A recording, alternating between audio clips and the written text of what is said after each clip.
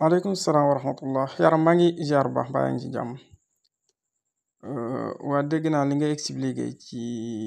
gént gi comme ni nga ko waxee ci sa sœur bi nga xam ne dafa gént yor ndawal di dox ci biir ndox ak ci xeer yi waaye yàlla dogal mel ni jën màtt ko noonu nga ko waxee ci li ñu wax. balaa may ñëw ci boobu ma njëkk a ñëw ci bi nga xam ne moo gën a gàtt ci firi bi mooy ci dafa wax ne dafa gént moom di jàpp ma yàlla dogal jàpp na ko ba mu egg. kon dañu wax ne su fekkee nit ki dafa gént di jàpp waaye yàlla dogal na nag jàpp na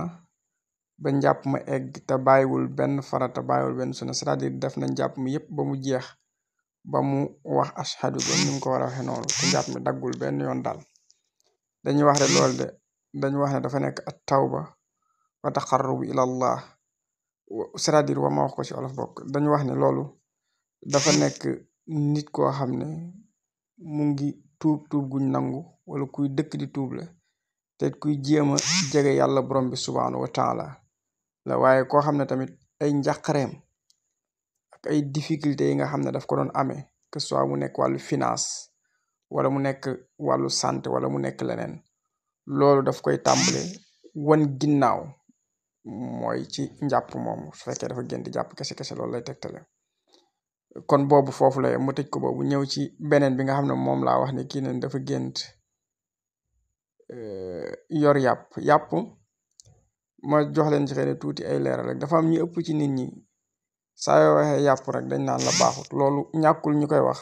am na fuñ ko teg duma ko weddi ndax alxuraan nee na wa fawqa kulli zi ilmin alim ku xam rek am na koo ko gën a xam waaye xam naa boo delloo ci anam yi ñuy jàngalee gént yi ci ëpp day wuuteeg wax jooju parce que yàpp moom daanaka bu ñorul bi ci ñaari anam rek lay bon wala moo ci gën a fës waaye lu mën a xew daal ki nga xam ne dafa yor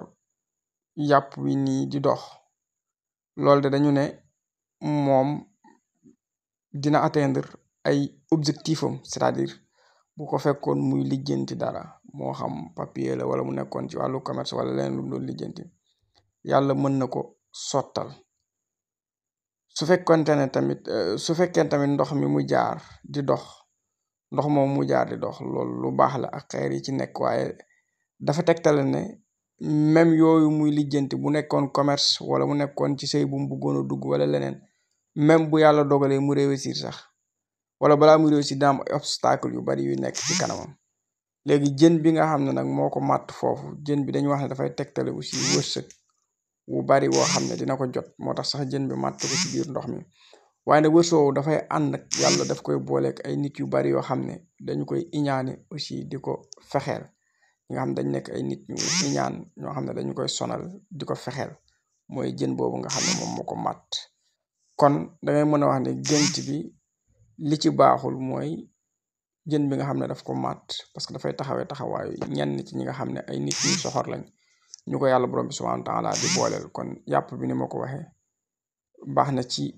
lenn lu ëpp li muy atteindre ci ay objectif yi mu doon lijjanti ak domaine bu mënti nekk xuus gi mu xuus ci ndox mi te ndox bi am ay xeer loolu tegtal la ay obstacle yoo xam ne dina nekk ci yoon bi muy jaar ak lépp lu mu mën di lijjanti waaye nag jën bi ko màtt ci biir ndox mi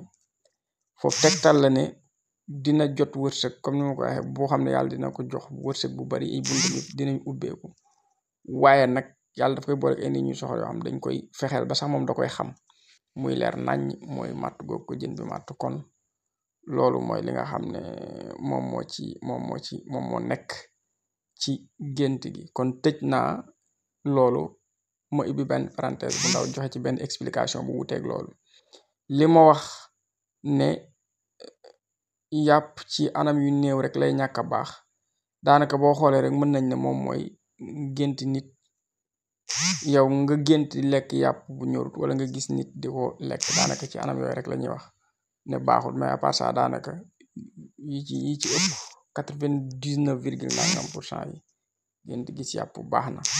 donc kon moo ngi noonu lu mata bàyyi xel la. su fekkee nit ki nag dafa gént loo xam ne tiital na ko, même suñ ko interprété gul sax mën na muslu ci seytaane dal di jàng lu mel ni ayatul kursi wala xat jaakum wala falaxin naasi su ko mënee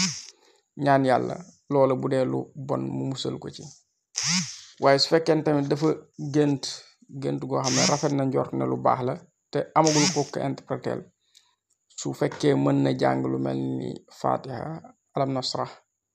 ñaan yàlla loolu mu egsi ci moom bu dee xéewal gu ko yàlla defal te benn yoon cat bañ ci dugg, yàlla mën na ko dimbali. donc selon ñi nga xam ne ñoo bind yenn téere yi dellu ci